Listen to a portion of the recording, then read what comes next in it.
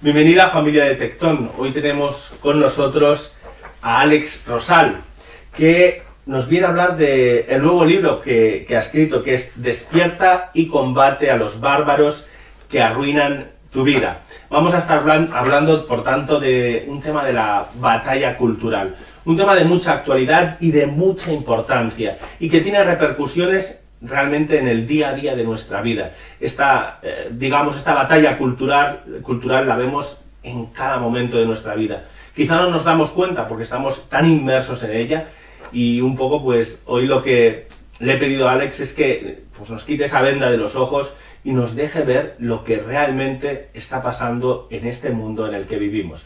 Muchas gracias por estar aquí, Alex. Muchas gracias, Marcos, por invitarme.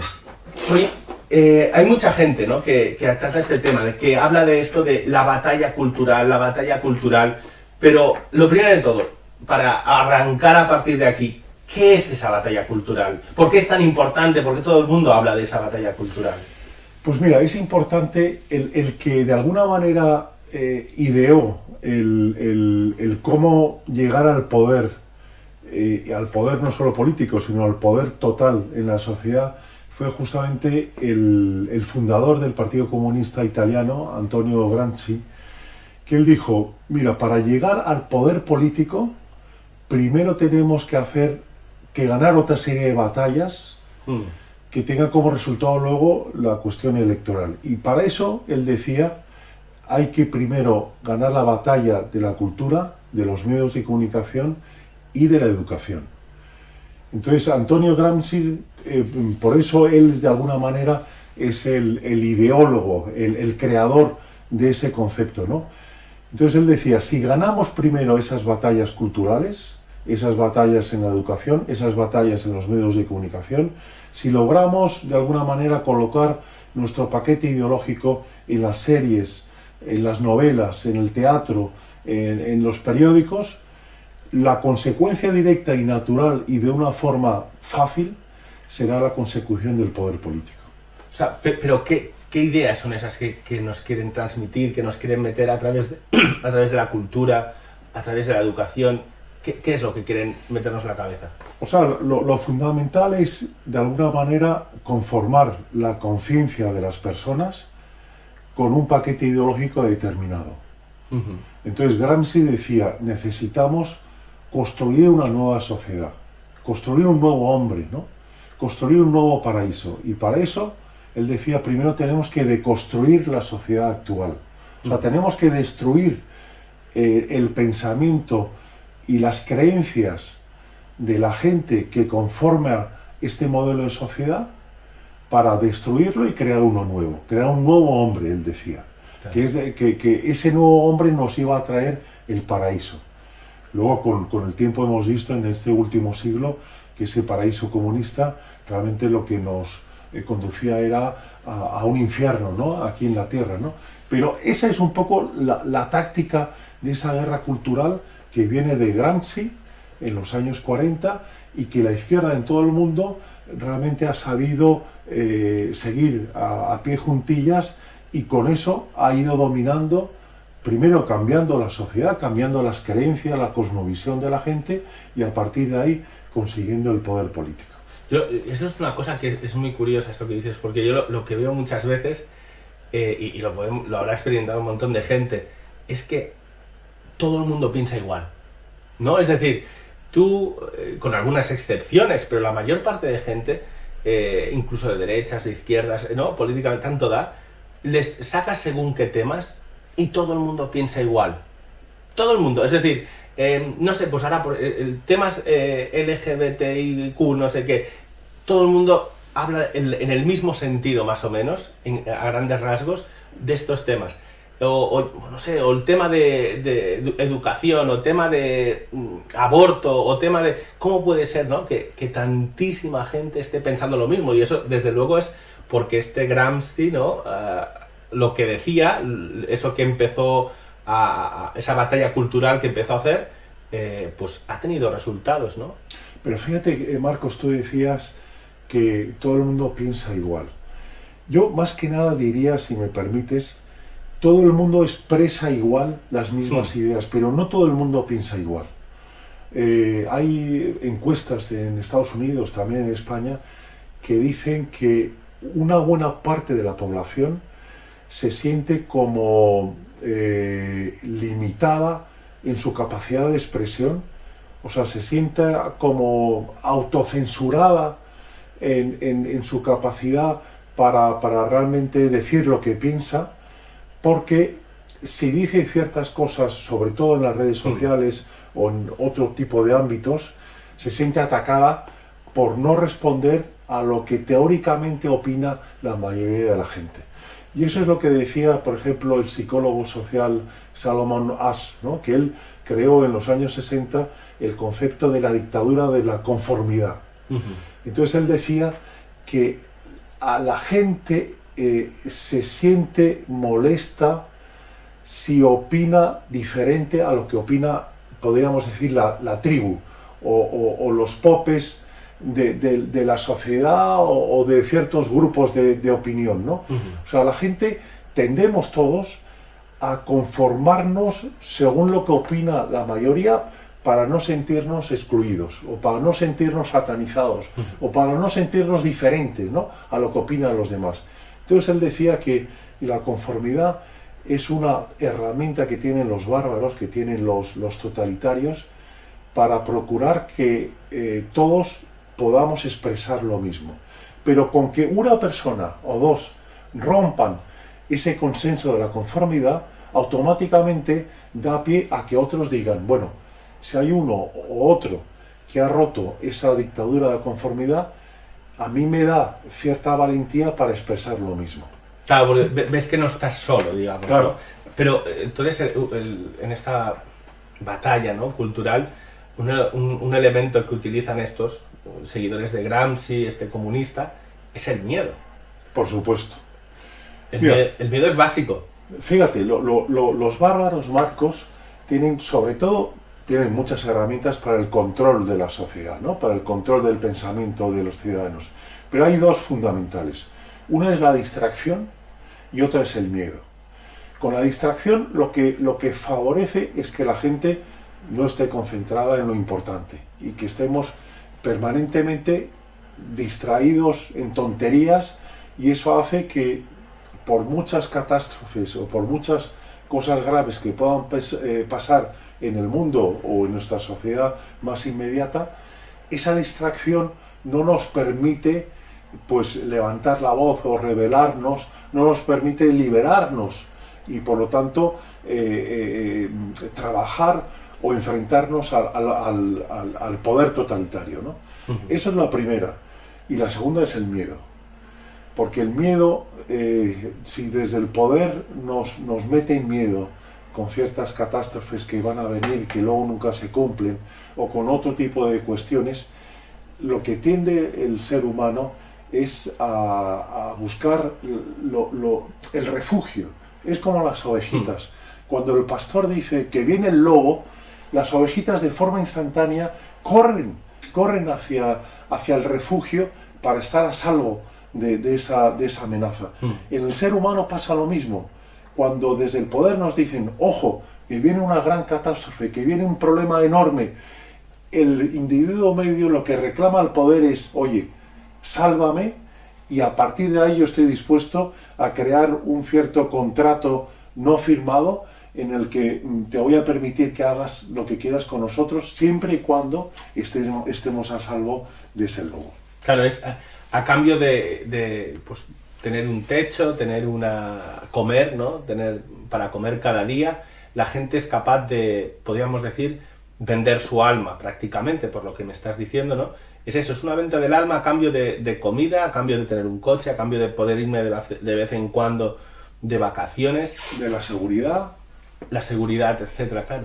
Yo creo que hay un elemento, porque una de las cosas que se habla mucho es de educación universal. Todo el mundo que tenga educación, todo el mundo... Yo te voy a decir una cosa, aquí en España, en Cataluña, por ejemplo, te das cuenta que gente que está acabado a lo mejor el bachillerato, la ESO, etcétera, y no tienen muchas veces capacidad para ni siquiera leer un libro y entender lo que se dice en ese libro. Entonces, creo que esto es un elemento muy importante, ¿no? Es decir, se habla mucho de educación, pero es que nunca ha habido, creo yo, una sociedad con tan poca educación intelectual como ahora, que prácticamente a veces escuchas a leer a chicos de 16 años, 17 años, un libro y leen como un niño pequeño. Claro, pero Marcos, porque al poder, a los bárbaros, lo que les interesa es dominar la sociedad. Y para dominar la sociedad les interesa crear individuos débiles, individuos fragmentados, individuos que no tengan capacidad de raciocinio, que no tengan capacidad de profundizar, que no tengan capacidad de concentración. Y que esos individuos, por esa debilidad interior, estén permanentemente distraídos. Una sociedad fragmentada, una sociedad con un individuo débil, fácilmente manipulable también por las adicciones tecnológicas o adicciones a otro tipo de cuestiones, todo eso ayuda a que el poder sea más fácil, los bárbaros desde el poder tengan más capacidad para el control de la sociedad. Lo que decíamos antes de empezar, ¿no? Es decir, esta batalla cultural de la que estamos hablando, que hay mucha gente que a lo mejor no es consciente de que exista, y es muy importante. ¿Y por qué no es consciente? Yo creo en parte por lo que estás diciendo. Es decir, ha llegado un punto que hemos llegado al máximo nivel de esclavitud posible. Porque lo que decía antes, ¿no? Los bárbaros, ¿no? En Egipto ahí se veían imágenes de estos dándote latigazos para que trabajaras, los otros, esa es la imagen que tenemos de esclavitud. Entonces, oye, no tengo cadenas, no hay nadie pegándome con un látigo, no hay por tanto no hay esclavitud. Pero es que es la esclavitud más grande, te hacen esclavo porque no te dejan pensar con libertad. Claro. Porque si piensas lo que tienes aquí en la cabecita, lo mismo acabas en la cárcel. Yo que me explico. Es decir, lo que decíamos antes, el miedo es la esclavitud máxima porque no te dejan pensar con libertad. Y para quitarte esa libertad, ¿qué hacen? Quitarte la educación, pero una educación de verdad, una educación crítica, no una de esas que los niños que están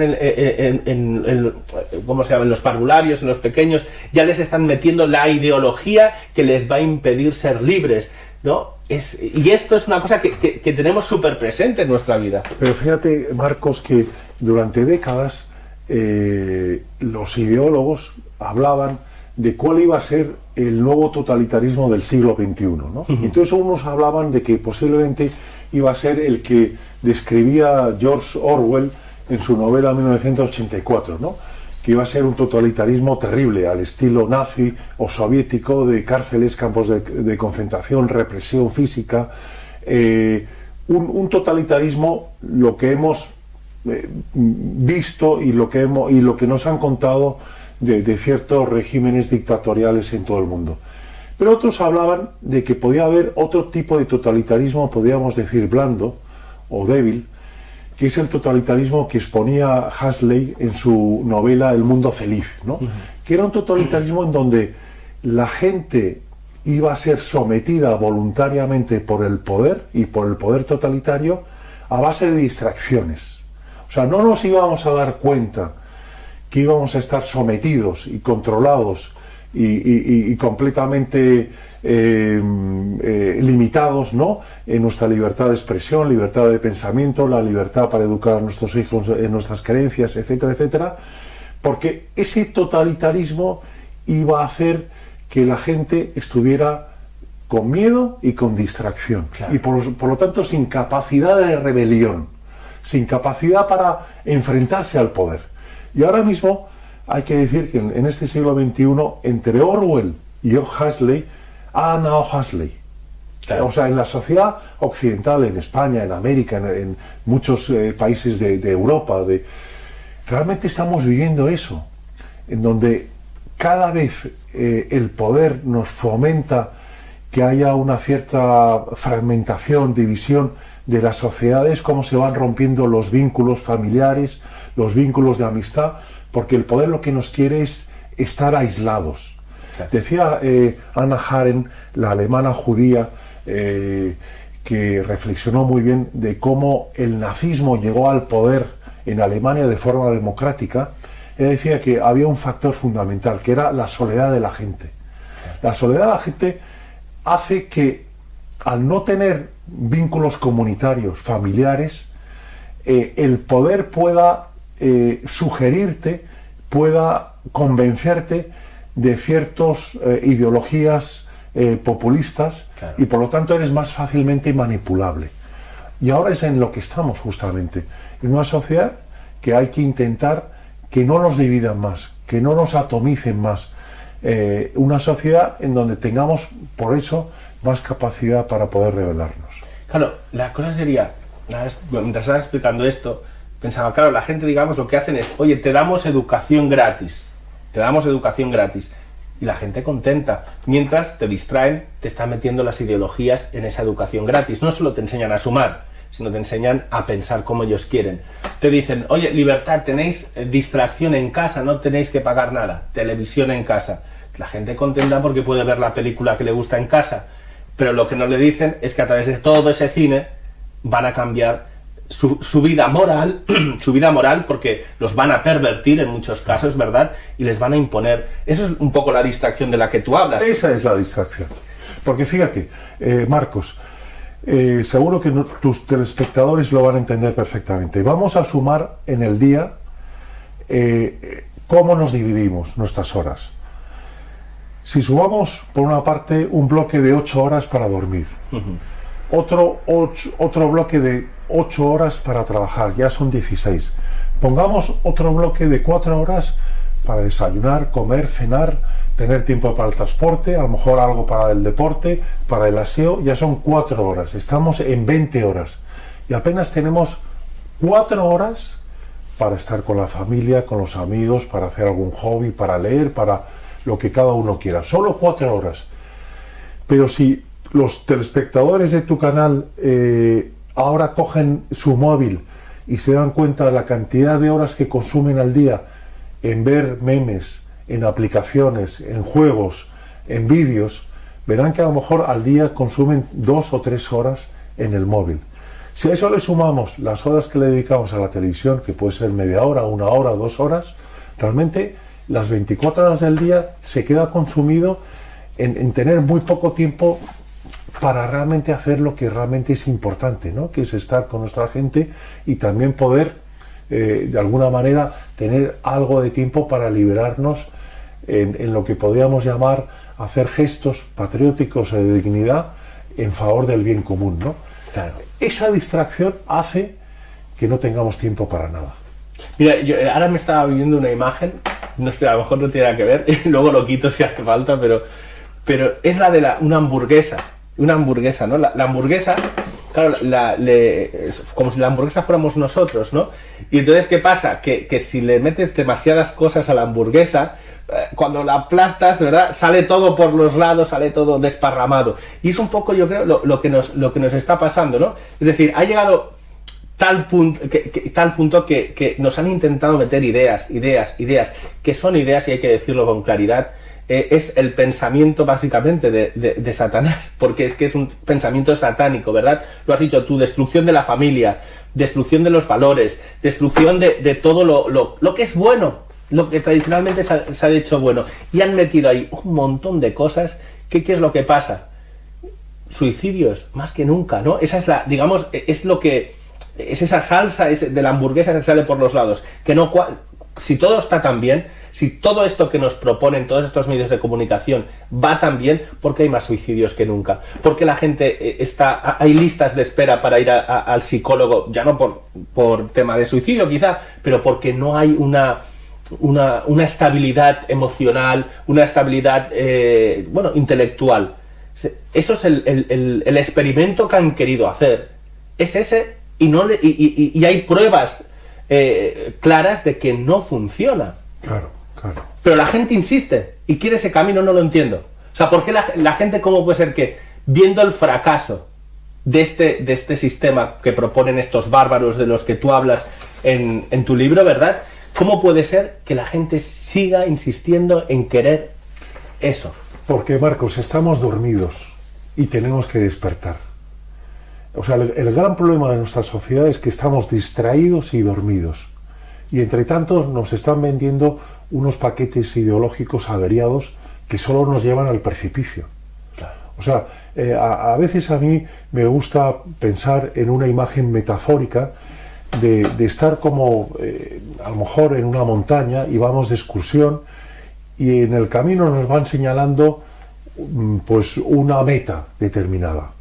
Bueno, pues la sociedad nuestra, vamos todos como en excursión, obedeciendo las órdenes de los que nos indican que tenemos que ir a tal meta, y esa meta al final es el precipicio. Claro. El precipicio como personas y como sociedad, porque es evidente que estamos viviendo hoy en día es mucho peor de lo que vivían nuestros padres o nuestros abuelos hace 50 años.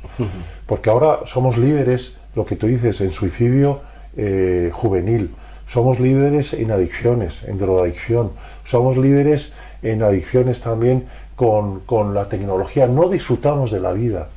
No estamos, o sea, somos una sociedad cada vez más triste, cada vez más solitaria, cada vez menos comunitaria, cada vez menos familiar. Y todo eso no hace que vayamos a una sociedad de un paraíso. Vamos todo lo contrario, vamos a un infierno, vamos a un precipicio. Entonces, por eso que es tan importante en canales como el tuyo, Marcos Tecton, porque lo que hace ese altavoz, lo que hace es despertar a la gente. Y yo lo que he intentado con este libro es justamente la primera acción o el primer objetivo es despertar. Tenemos que tomar conciencia de lo que nos está pasando. Y a partir de ahí, de tomar conciencia y de despertar, pues ordenar nuestra vida para tener tiempo primero para lo importante, para tener una jerarquía de valores importante. Y bueno, pues lógicamente lo primero es saber para qué estamos en esta vida. ¿Cuál es la vocación que Dios nos ha marcado en la vida de cada uno de nosotros de forma individual, ¿no? Eso quizás es lo más difícil para descubrir en nuestra vida, ¿no? ¿Qué es lo que Dios quiere que haga para primero que sea feliz y que pueda hacer felices a los demás?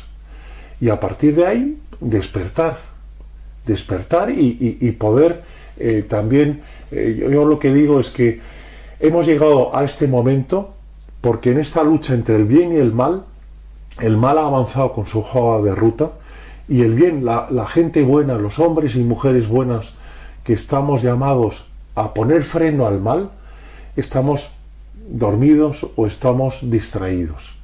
Y no estamos afrontando todo el mal que nos está provocando, esos bárbaros que nos están provocando ese mal, no solo para nosotros, sino también para nuestros hijos y nietos. Y por lo tanto, si hemos llegado a esta situación de preocupación, es porque hemos hasta ahora delegado nuestra responsabilidad en otros. Hemos dicho, bueno, pues esto lo tienen que solucionar otra gente, los políticos, los periodistas, los empresarios, otra gente. Hemos delegado esa responsabilidad y por lo tanto hemos caído en ciertas cobardías o en micro cobardías.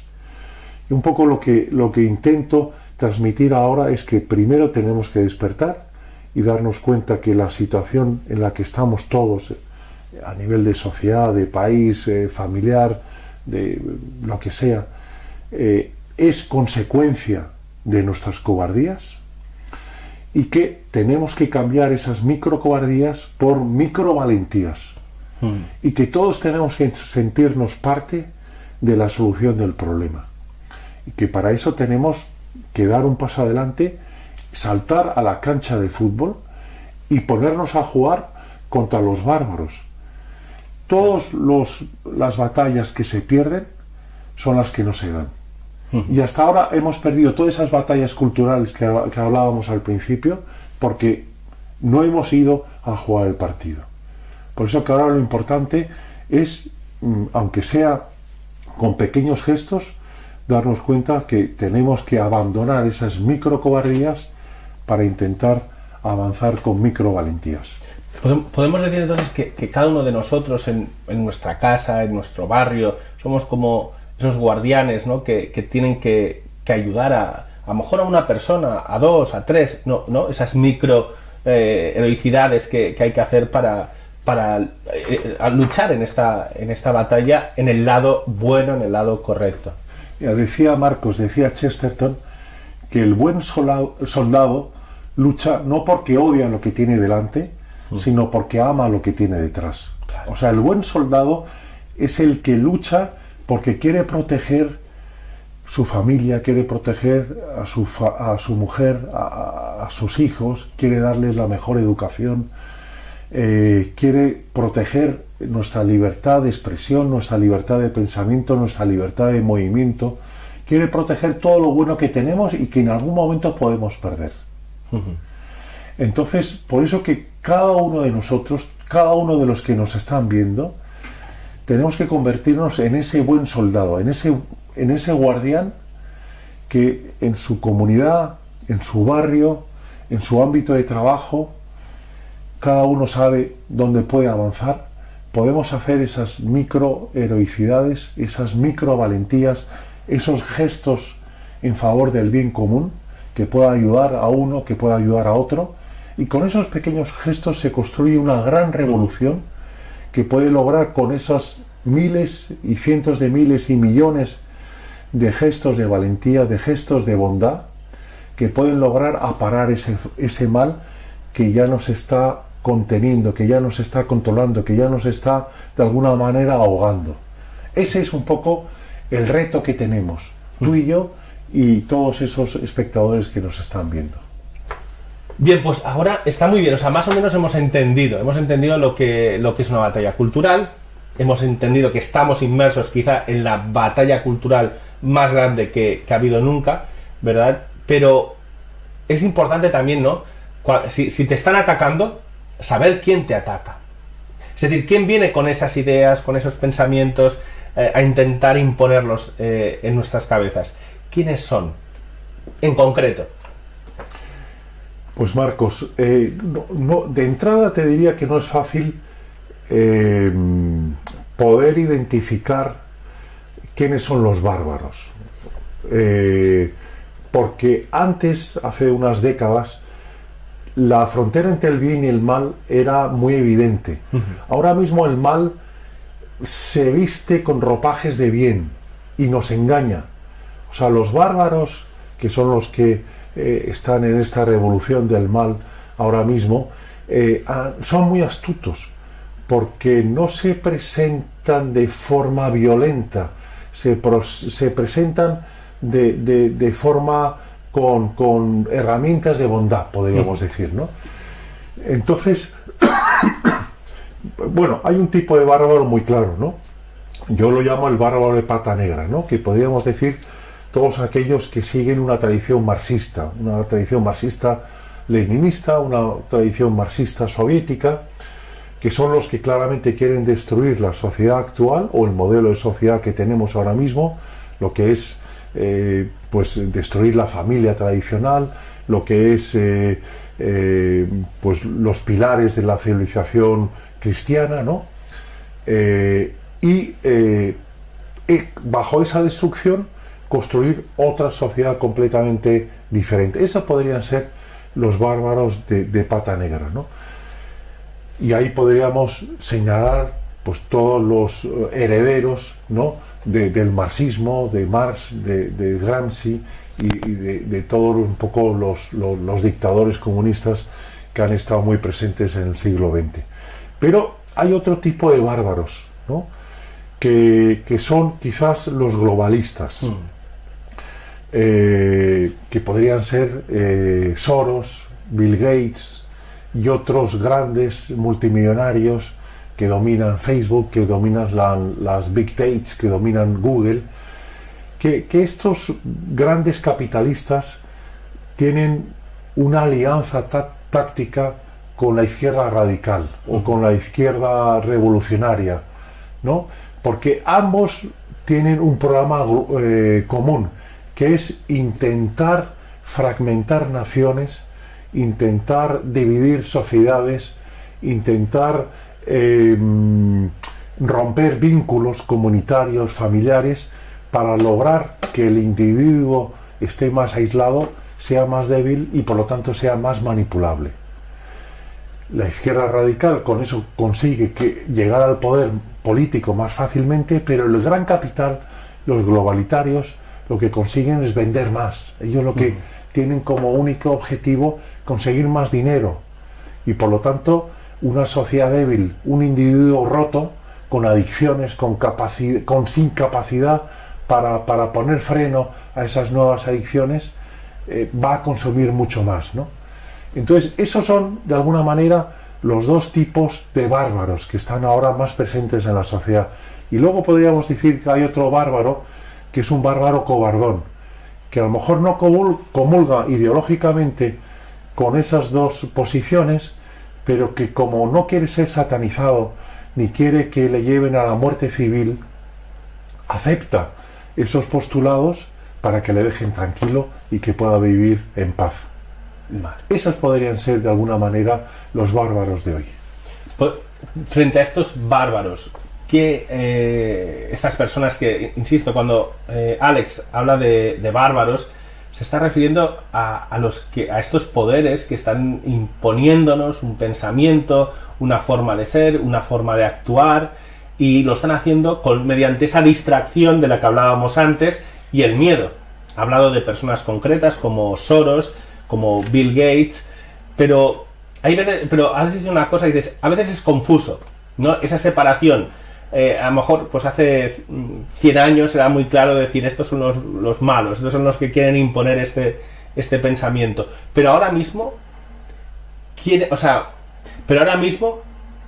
es difícil ver quiénes son los buenos y los malos, porque se entremezcla un poco todo. A nivel político, claro, tú has dicho que los bárbaros de pata negra, al fin y al cabo, son los que tienen una tradición de izquierdas. Esto está más presente que nunca en el mundo hoy. O sea, vemos como el poder está a nivel mundial. En España, por ejemplo, está en mano de estas personas que quieren acabar con la forma de pensar, hacer una revolución totalmente, ¿no? En España, en Venezuela, en Argentina parece que han salido ahora de eso, en México están ahí, en Estados Unidos es prácticamente, a día de hoy es un estado comunista, no sé si estás de acuerdo, pero los principios que llevan es un estado comunista. Entonces, realmente, a nivel mundial, los grandes gobiernos están ahí, están en esa batalla cultural imponiéndonos un pensamiento. ¿Es correcto esto? Sí, o sea, la verdad, Marcos, ahora mismo esos bárbaros que, como decíamos antes, tienen una raíz marxista, pero sobre todo tienen un ADN totalitario, ¿no? De dominio total de la sociedad, están siendo acompañados por otros que en teoría tienen una mentalidad más abierta o que en teoría procuran unas sociedades abiertas. Pero no es del todo así. Si te fijas, a lo largo del último 50 o 60 años, habían como dos bloques muy claros, ¿no? El bloque del Foro de Davos, que estaba integrado por políticos, intelectuales y empresarios que lo que buscaban era favorecer en el mundo sociedades abiertas, ¿no? Sociedades en donde pudiera haber libertades y donde se pudiera de alguna manera convivir bajo los principios de una civilización judeocristiana. Y luego estaba el Foro de Sao Paulo, fundado por Lula y por Fidel Castro, que lo que querían era procurar países en donde tuvieran un modelo comunista o un modelo de izquierda radical, ¿no?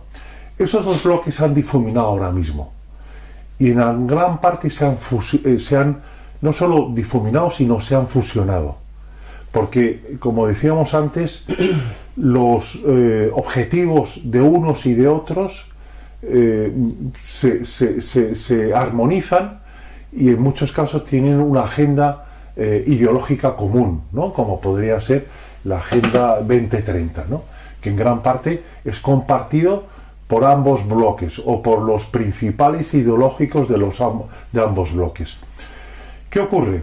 Que en los guardianes, que son los que se anteponen a los bárbaros, cada vez se va nutriendo de más gente que viene de la izquierda o viene del nacionalismo, porque ve que sobre todo en el bloque de los bárbaros lo que no hay es ni sentido común ni cordura. Y por eso que ya estamos en una dinámica no tanto de izquierda o derecha, sino que ahora mismo se están conformando dos bloques artificiales. El bloque de los bárbaros, que lo que nos proponen son locuras, y el bloque de los guardianes, que está compuesto por, sobre todo, la ideología principal es el sentido común y la cordura. O sea, el sentido común te dice que hay dos sexos en el mundo. Es lo que nos dice la biología, y es un poco lo que defendemos los guardianes. Sin embargo, en el bloque de los bárbaros te dicen que no, que ya no hay dos sexos, que hay 72 géneros y que en 20 años a lo mejor podemos llegar a 200 géneros. O sea, que estamos en el mundo de la locura. En el bloque de los guardianes decimos que hay solo una familia tradicional compuesta por un hombre, una mujer y sus hijos. En cambio, los bárbaros nos están diciendo que hay 20.000 modelos de familia. Y así podríamos seguir en muchas cuestiones. Por eso que ahora mismo la guerra que estamos viviendo, no solo en España, sino sobre todo en América, es la guerra entre dos bloques, los que defendemos la cordura y el sentido común y los que defienden completamente lo contrario. Ese ahora mismo en lo que estamos, esa es la batalla principal. Vale, estos bárbaros los hemos identificado un poco, más o menos, ¿verdad? Los guardianes de los que hablas, que son como, bueno, seríamos nosotros, ¿no? Los guardianes que estamos protegiendo, pues, la familia, que estamos protegiendo, pues, que los hombres son, pues eso, hombre y mujer, que no hay 60 géneros, etcétera. Podemos hablar de, quizás más fácil en este caso, de gente que pueda conocer, quizá todos los que nos están viendo, que sean guardianes, o sea, personas que están defendiendo estos valores. No sé si, por ejemplo, Agustín Laje, quizá, una persona así, ¿no? Que parece que defiende estas cosas que tú me estás diciendo. ¿Qué tipo de personas, aparte de este señor, ¿verdad?, podríamos identificar como los grandes guardianes de estos principios que tú, buenos, ¿verdad?, que emanan de Dios, de la revelación también? ¿Quiénes serían esas personas? Bueno, o sea, en principio seríamos toda tu audiencia serían guardianes. El problema es que esos guardianes tienen que salir a la calle y tienen que salir a la cancha a pelear, entre comillas, ¿no? Son a lo mejor ahora mismo guardianes pasivos, pero tenemos que intentar que de la pasividad pasemos a una cierta actividad, pasemos de estar dormidos a estar despiertos, ¿no? Por lo tanto, todos los que nos están escuchando son guardianes y tienen que actuar como guardianes.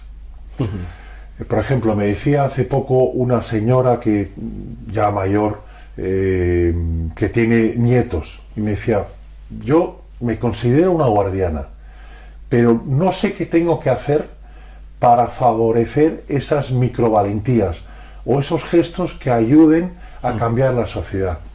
¿Qué puedo hacer si soy una ama de casa, soy viuda, tengo mis hijos, mis nietos, pero no hago mucho más de lo que se podría considerar para crear esa revolución? Yo le decía: mira, hay una cosa importantísima. Tú eres madre y eres abuela. Y fíjate que el principal medio de comunicación, el más eficaz, no es la televisión, no es la radio, no es el periódico, no es un digital. El principal medio de comunicación es la palabra. Eso es lo que más influye, eso es lo que dicen los estudios, ¿no?, de las universidades de Estados Unidos, de Harvard, ¿no?, que dicen que lo que te pueda decir tu madre, lo que te pueda decir tu abuela, lo que te pueda decir un amigo o un compañero de trabajo, influye más que el TikToker de turno.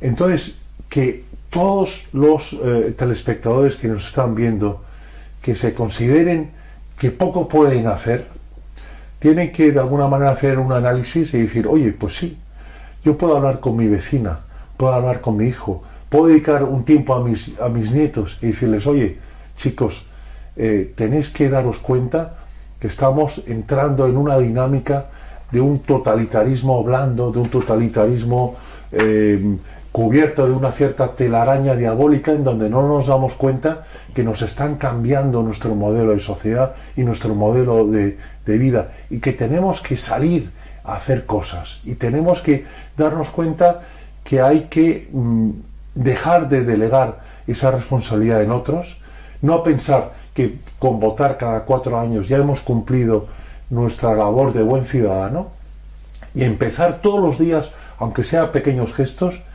ayudar a unos, ayudar a otros y activarnos para parar ese mal. Con que podamos hacer eso, con que podamos hablar con nuestros hijos un ratito cada día o con nuestros nietos y alertarles de todo eso, poderles transmitir nuestra cosmovisión de la vida, nuestras creencias, nuestra forma de pensar, solo con eso ya estamos cambiando el mundo. Y apoyar, ¿no? Cuando hay grandes movimientos a favor de guardianes, ¿no? A favor de estos principios del sentido común, apoyarlos. ¿Tú crees que las personas que van a rezar el rosario en Ferraz serían guardianes? Son guardianes. O los que Marcos están rezando en la plaza de San Jaime en Barcelona, son guardianes. Y sobre todo, lo que es muy importante es que son guardianes que rompen la dictadura de conformidad. O sea, el que salgan a decir algo que no es habitual en su sociedad, hace que con esa acción despierta a otros para que puedan pensar, anda, si este grupo pequeño o grande lo están haciendo, ¿y por qué lo están haciendo? Yo también me puedo sumar a ellos. Si Marcos desde Tecnon está diciendo una serie de cuestiones que son políticamente incorrectas y tiene seguidores, y veo en los comentarios de su canal que hay mucha gente que la apoya, yo me doy cuenta que no estamos solos, que hay mucha gente que piensa como nosotros, pero que tenemos miedo a decirlo. Entonces, esos pequeños gestos de romper esa dictadura de conformidad, de romper ese consenso que quieren los bárbaros, realmente está conformando una nueva sociedad. Y ese ejemplo arrastra a otros, ¿no? Para que podamos levantar la voz y que podamos también, de alguna manera, alertar a nuestros compañeros, a la comunidad, a que no estamos dispuestos a ser dominados por esos bárbaros que quieren cambiarnos la vida. A mí hay muchas imágenes que me llegan ahora de vídeos de padres, madres, sobre todo de Estados Unidos. No sé, supongo que funcionan un poco diferente las cosas allí, pero padres que con los libros de texto de sus hijos pequeños, ¿verdad?, que les enseñan pues las cosas estas de sexualidad a niños pequeños, y van a la reunión de padres donde están los profesores con los libros, ¿no? Había uno que se ponía a leer lo que su hijo lee y le pedían por favor los del colegio que se callara, que era un poco fuerte lo que estaba leyendo. Y dice, no, pues esto es lo que tiene mi hijo de 5 o 6 años en su libro de biología, ¿no? Lo que sea. Estos realmente son pequeños guardianes, ¿no? Porque no están llevando adelante un movimiento ahí en contra de... No, pero desde su posición de padres de este niño que va a este colegio y le están enseñando mal, va allí a la reunión de padres a decir, esto no. O también me llegaron unas imágenes de un grupo de padres que habían hecho una hoguera con todos los libros que estaban quemando los libros de esta ideología, ¿no?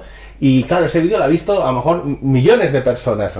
Y esos son pequeños gestos de guardianes, ¿no? Que acaban convirtiéndose en grandes gestos, claro, gracias a que gente como tú, como yo, como la gente que nos ve lo comparte, ¿no? Es decir, por ejemplo, esta entrevista que estamos aquí teniendo, esta entrevista la pueden ver 20, 30, 50 personas, pero si la compartimos, la empezamos oye, tienes que ver esto porque tienes que despertarte, Porque estamos dormidos y mientras dormimos está entrando el ladrón en nuestra casa y nos está quitando lo más sagrado que tenemos, que es nuestra alma, ¿no? Y pues esto va a llegar a millones de personas que van a poder despertar.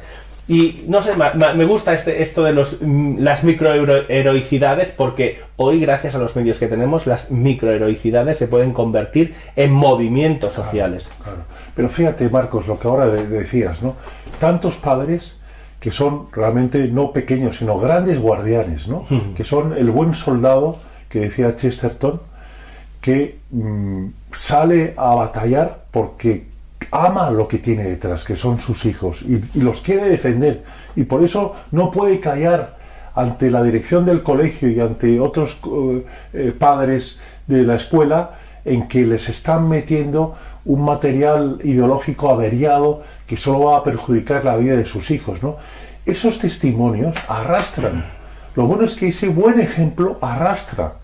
Entonces hay que animar justamente a tu audiencia a que podamos animar y que podamos nosotros hacer más gestos de valentía y que luego esos gestos los podamos compartir con otros. Y automáticamente ese gesto va a ayudar a nuestro vecino, a nuestra vecina, va a ayudar al cuñado, va a ayudar al primo a decir, hombre, si fulanito lo ha hecho, yo también lo puedo hacer. Yo tengo miedo a lo mejor, porque me siento solo, porque me siento limitado, porque me siento pobre, pero si hay otros que lo hacen, yo también tengo que intentar quitarme esos miedos y ofrecer ese gesto de valentía. Mira, yo creo que a lo mejor me corriges, pero si lo digo mal, pero yo pienso que esos bárbaros que quieren imponernos todos esos pensamientos, esos Soros, ese Bill Gates y muchos otros, ¿verdad? Su principal aliado es nuestra comodidad. Porque para que ese padre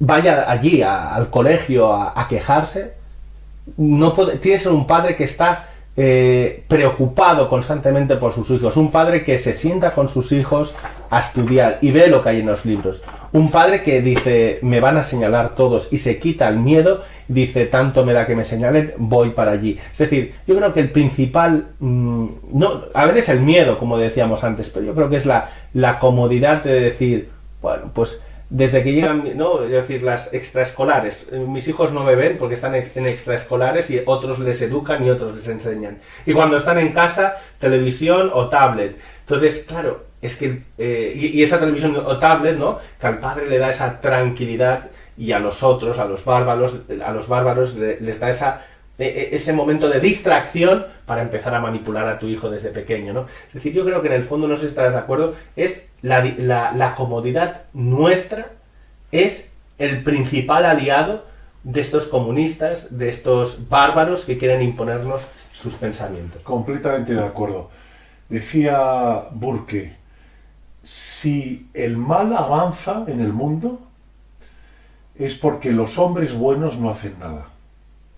Y también Einstein decía, el mundo hoy es un mundo peligroso, difícil para vivir, no porque los malos hagan su labor, sino porque los buenos que podían pararlo están tranquilamente en su casa sin hacer nada. Nosotros no somos víctimas de lo que está pasando, somos cómplices, porque estamos cómodamente, tranquilamente en casa sin hacer nada. Por eso que esta conversación, ¿verdad, Marcos? Es una llamada, ¿no? A despertar, a quitarnos esos miedos, a quitarnos esa comodidad y a darnos cuenta que si el día de mañana nuestros hijos, nuestra sociedad va a pique, no es porque el mal, porque los bárbaros hayan hecho su labor, sino porque nosotros no nos hemos convertido en ese buen soldado que decía Chesterton, porque nosotros no hemos actuado como guardianes, protegiendo lo que amamos. Así es. Mira, les quiero decir a la gente que nos está viendo que en la descripción del vídeo les voy a poner el enlace para que puedan adquirir el libro de Alex, ¿vale? Porque es como un poco un manual, el manual, ¿no? de esta batalla cultural que estamos viviendo. Y yo les animo a todos a leerlo, como he hecho yo, lo tengo aquí subrayado por todos lados, ¿verdad?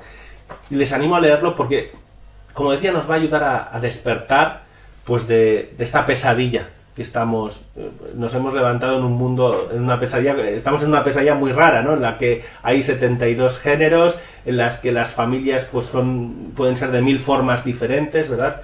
Y yo creo que esto nos puede servir para despertar. Hay un punto del libro que trata algo que es muy interesante, porque antes lo mencionaba un poco cuando he dicho que la comodidad, ¿no? Tienes a tu hijo en casa, le pones la tablet y que siga en TikTok, que se ponga en Instagram, que se ponga donde él quiera, ¿no? Y que me deje en paz, que tengo que vivir. Parece que sea el pensamiento de muchos.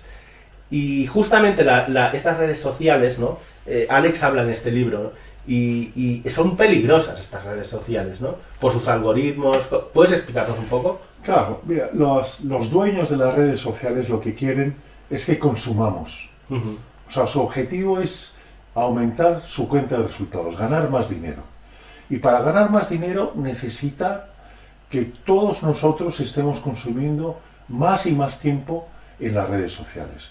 Y para eso las redes sociales están conformadas, tanto Facebook, Twitter, las aplicaciones, están conformadas y estructuradas por psicólogos sociales que lo que provocan en nosotros con el uso de esas redes sociales es que tengamos pequeñas dosis de dopamina, es decir, pequeñas dosis de felicidad.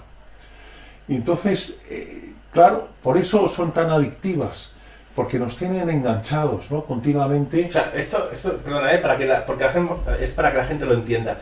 Cuando tú, por ejemplo, estás en TikTok, ¿no? Y estás subiendo para arriba y de repente ves una imagen que te gusta, un vídeo que te gusta, y entonces, ¿qué haces? Lo ves y vuelves a subir, pero el siguiente vídeo no te gusta, ¿no? Y entonces, ¿qué pasa? Tú quieres el estímulo del vídeo que te ha gustado.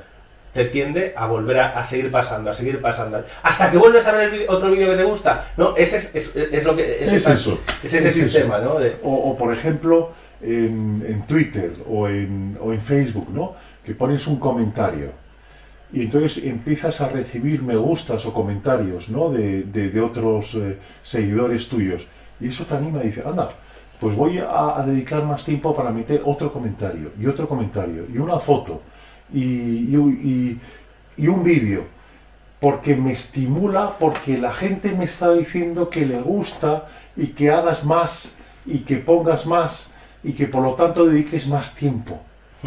Y entonces son dosis de dopamina, ¿no? Entonces, ante eso hay que intentar frenar y decir, bueno, a ver, ¿cuánto tiempo le estoy dedicando a las redes sociales? Pues a lo mejor estoy dedicando media hora, 1 hora, 2, 3, 4 horas. Es una barbaridad. El tiempo, la vida se me escapa en las redes sociales. Eso no es correcto.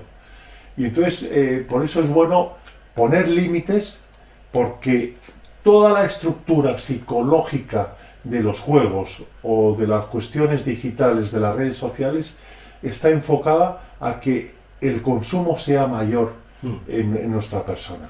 Entonces, por eso que ya comprendo que es difícil. Por ejemplo, en el móvil está calculado que el móvil lo abrimos una media de 150 veces al día.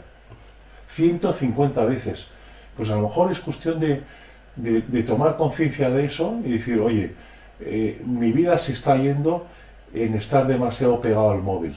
Pues vamos a intentar reducir ese tiempo, vamos a intentar autolimitarnos, o sea, tener un plan diario para decir, oye, no voy a pasar de la hora, no voy a pasar y poder dedicarme a otras cosas, a estar con mis hijos, a poder leer, a poder rezar.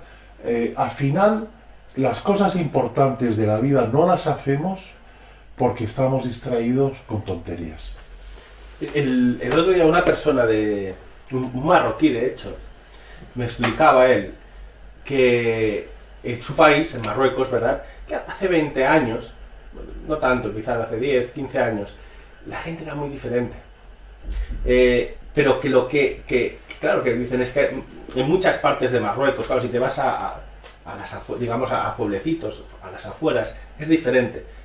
Pero prácticamente pues ya viven como en muchos aspectos, como podríamos decir, como europeos. Y las chicas ya empiezan a vestir o querer un estilo de vida como el europeo, aunque no vengan a Europa, aunque vivan allí en Marruecos, ¿verdad?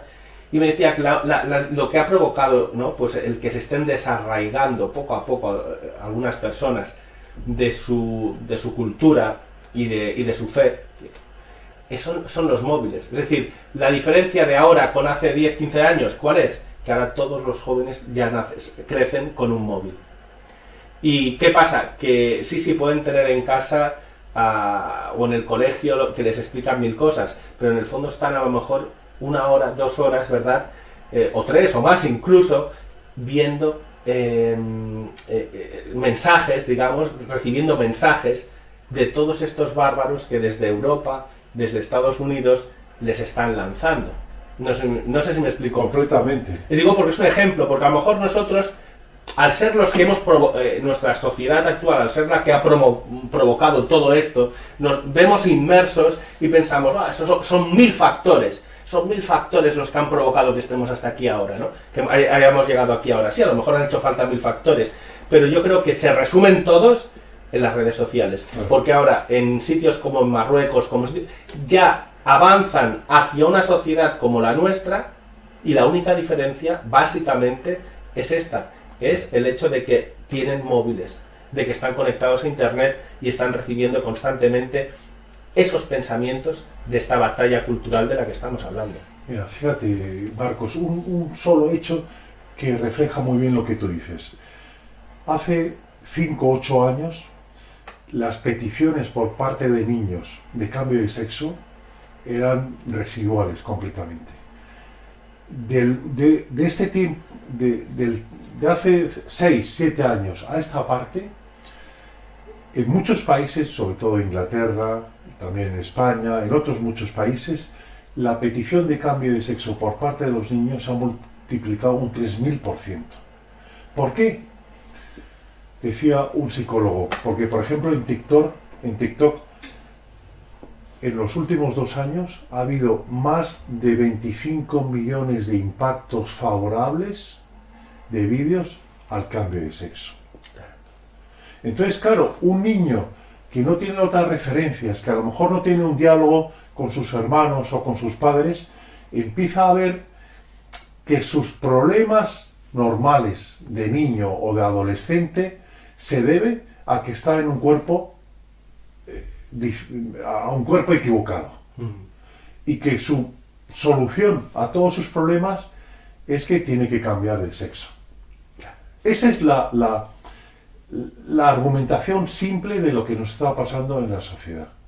Entonces, claro, ante eso, esto es una alarma social brutal, ¿no?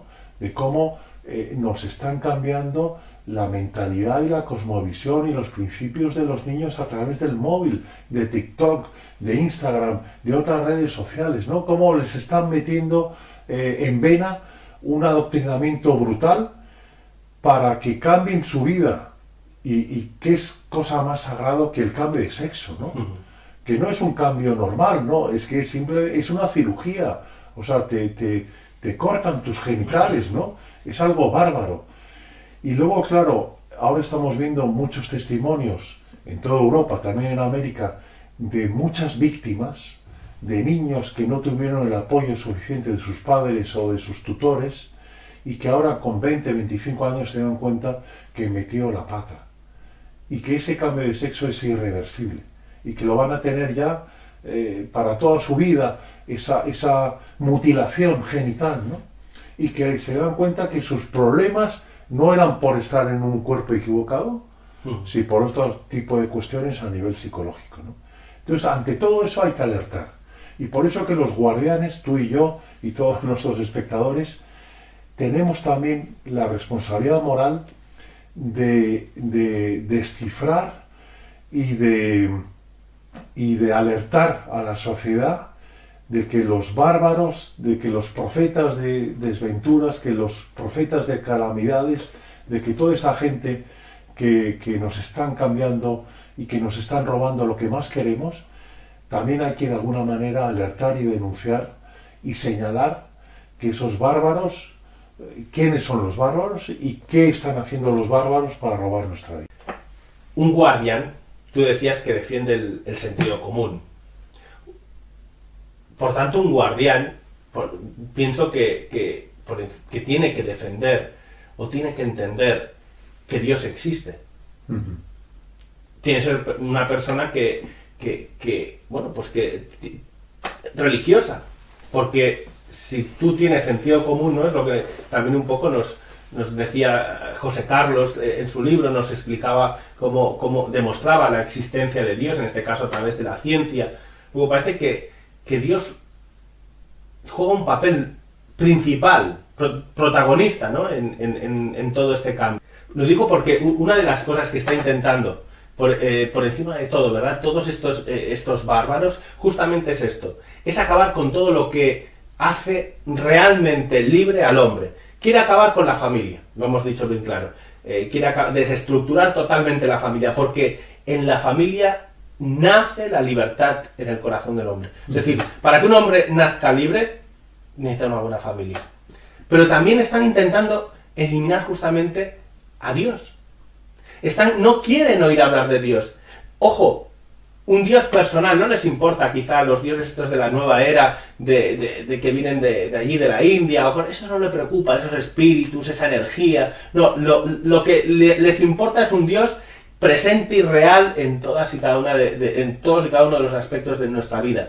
¿Por qué? Que Dios, que es el sumo bien, que es la suma bondad, provoca esto en estos bárbaros, es decir, este rechazo en estos bárbaros. Bueno, Marcos, porque Dios es la bondad, es el bien. Y estos bárbaros están en el lado oscuro. O sea, estos bárbaros están creando una telaraña diabólica. No quieren lo mejor para el hombre. Te prometen el paraíso, pero te llevan realmente al infierno, ¿no? Por eso, al final, de lo que estamos hablando es de una batalla cultural, pero finalmente es una batalla espiritual.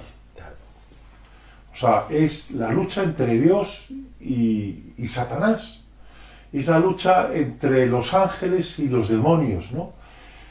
Y ahí nosotros estamos en medio. Pero realmente es una batalla espiritual en lo que estamos metidos. Y entonces percibir eso, es verdad que la fe es un don y es un regalo, ¿no? Y hay mucha gente de buena voluntad que no cree porque no ha recibido ese regalo. Pero les gustaría creer. Pero por lo menos reconocen, aunque sea culturalmente, que hay un bien y hay un mal, y que la parte espiritual representa el bien, y que la parte religiosa es lo que fomenta el bien, y que no es lo mismo vivir en cristiano que no vivir de forma agnóstica, ¿no? O sea, el saber que tienes un Dios que te quiere, que te ayuda, pero que también te pide que esos dones que te ha dado lo tengas que compartir con otros, es una decisión vital muy diferente a no creer y por lo tanto no sentirte llamado a hacer algo por los demás. Uh-huh. Puedes tener un corazón bueno, puedes tener un corazón bondadoso, pero indudablemente si sabes que existe Dios y que te ha creado y que te ha dado todo lo mejor para tu vida, pero que también te pides que seas protagonista del mundo que te ha tocado vivir y que por lo tanto seas un actor que pueda favorecer a todos los que te acompañan, eso te cambia la vida, ¿no? Y eso es en lo que estamos. Por eso que en la lucha de esos bárbaros que representan el mal contra los guardianes que representan el bien, al final es la lucha espiritual. Es una lucha espiritual en donde tenemos que apoyarnos los guardianes en Dios, que nos dé sus dones, que nos dé su gracia para luchar con estos bárbaros que al final tienen una cosmovisión que favorece justamente esa telaraña diabólica que nos está conteniendo y que nos está dominando. Bueno, pues yo lo que te pediría, Alex, llegado a este punto, es que dieras un mensaje final, algo que a lo mejor quieres decir, ¿no? En esta entrevista, en esta charla que estamos teniendo, a toda la audiencia que nos sigue y que pues quizá le anime a enfrentar esos miedos, ¿no? Ante esta sociedad que quiere, pues que nos quiere corromper desde dentro. Pues Marcos, mira, la verdad es que estamos viviendo un momento apasionante, porque es verdad que a lo largo de la historia de la humanidad siempre ha habido la lucha entre el bien y el mal. Y tenemos que recordar que David, ese pequeño David, ese jovenzuelo más bien pequeño, logró vencer al gran Goliat, ¿no? Y nosotros, de alguna manera, los guardianes somos o representamos ese David, que nos sentimos pequeños, nos sentimos con poca capacidad de influencia, nos sentimos con poca capacidad para hacer el bien en nuestra sociedad, que muchas veces también pensamos que el mal es tan poderoso que apenas vamos a tener esperanza, ¿no? para poder vencer a esos bárbaros que nos controlan nuestra vida, ¿no? Pero el mensaje que me gustaría ofrecer a tu audiencia es justamente que David venció a Goliat y que los guardianes tenemos capacidad para vencer a los bárbaros y que somos mucho más. Pero la capacidad de vencer esta batalla está en nuestras manos. Tenemos primero que despertar, tenemos que abandonar las distracciones, tenemos que abandonar también esa delegación permanente de responsabilidad en otros y sentirnos protagonistas, aunque seamos pequeños protagonistas, aunque seamos pequeños David de la historia actual, pero que tenemos la capacidad para sumar con nuestras pequeñas microvalentías, con nuestros pequeños gestos de heroicidad, podemos sumar esos gestos con otros muchos y crear esa revolución que logre frenar el mal que representan los bárbaros. Pues muchas gracias, Alex, por habernos explicado tantísimas cosas y habernos despertado un poco del sueño en el que vivimos. Yo les animo a todos los que han escuchado esta charla que hemos tenido con Alex Rosal, pues que se animen a leer, porque una de las... hoy día se lee muy poco. Se lee muy poco, ¿por qué? Porque se tiende pues eso al TikTok, al Instagram, etcétera, y eso nos hace esclavos, ¿no? De esta esclavitud que nos ha hablado Alex. Y el primer libro, no, para algunos será el primero después de mucho tiempo, ¿verdad? Pero para otros no, porque ya tienen el hábito de leer. Bueno, pues ese primer libro o ese siguiente libro que podrían leer es este: Despierta y combate a los bárbaros que arruinan tu vida. Yo les voy a dejar el enlace para adquirir este libro.